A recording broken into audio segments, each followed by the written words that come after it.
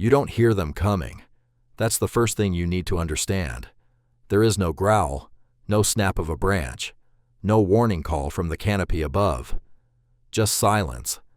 And then, without any signal you can detect, your boots are moving. Not metaphorically. Literally. The ground beneath your feet is alive, and it is consuming everything in its path, and you are standing directly in the middle of it. Driver ants. Dorylus. The most numerically dominant predator on the African forest floor. And if you don't know what you are looking at, you will make the exact mistakes that have killed animals 10,000 times your size. Every year, documented cases emerge from the forests of Central and West Africa. Livestock found stripped to bone overnight, small mammals unable to escape, and yes, human encounters that turn dangerous, not because of any single ant, but because of what happens when 30 million of them move as one.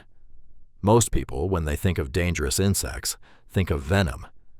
They think of the sting, the bite, the chemical weapon. Driver ants don't work that way. Their weapon is coordination. Their weapon is number. Their weapon is the fact that they do not stop. Dr. Nigel Franks, a behavioral ecologist at the University of Bristol, who has spent decades studying army ant and driver ant systems, described the Dorylus column as one of the most efficient predatory structures in the natural world, not because of individual strength, but because of collective, relentless momentum. So picture this. You are 3 days into a forest trek in the Congo Basin. Your GPS has been unreliable since the second afternoon.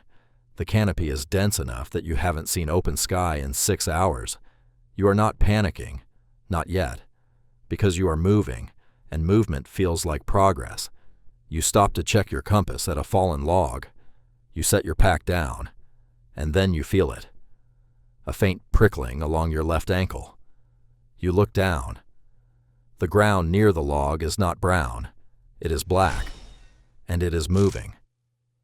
What you are seeing is the edge of a driver ant column, one of the most organized structures in nature. A single Dorylus colony can contain anywhere from 3 million to 50 million individual workers. When they move in a coordinated raid column that can stretch over 100 meters, flanked by soldier ants on either side, with workers flowing through the center carrying prey, eggs, and larvae. The soldier ants are the ones you will feel first. Their mandibles, the paired jaw-like appendages, are curved, powerful, and lock on contact. They do not sting. They bite, they anchor, and they do not release. The grip is strong enough that in parts of rural Africa, and historically in South Asia, soldier driver ants have been used as emergency wound closures. The ant bites the edges of a wound shut, and the body is then twisted off while the head and locked mandibles remain in place, holding the wound closed. That is the grip you are now feeling at your ankle. One bite you would barely notice, but you are not dealing with one. The moment you disturb the column, the chemical signal, a pheromone alarm, travels through the column faster than you can react. Within seconds, soldiers are orienting toward the disturbance, toward you. Here is what most people do wrong. They freeze, or worse, they swat. Swatting a driver ant column is one of the most counterproductive things a human can do. Every crushed ant releases additional alarm and recruitment pheromones, which accelerate the defensive response and draw more soldiers toward the exact location of the disturbance. You are, in effect, calling more of them to you.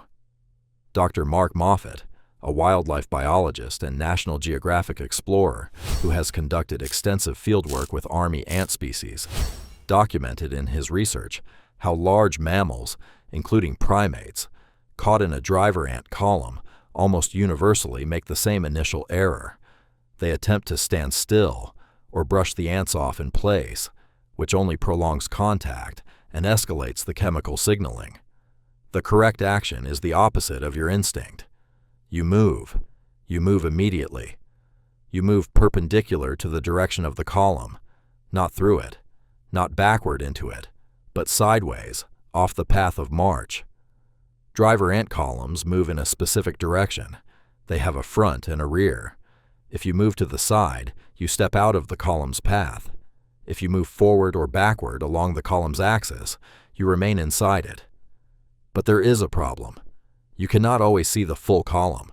In dense forest undergrowth, the column may be moving through leaf litter, under fallen logs, through root tangles, invisible until you are already in it. This is why experienced guides in Central Africa develop a specific habit. Before stepping anywhere unfamiliar in lowland forest, they pause and watch the ground for 3 to 5 seconds. Not for snakes, not for pitfalls, for movement in the leaf litter. The column has a texture, a ripple, a shimmer if the light catches it. Learn to see that shimmer before your foot lands. If you are already in contact, if the ants are on your boots, your legs, your clothing, the priority is distance first, removal second.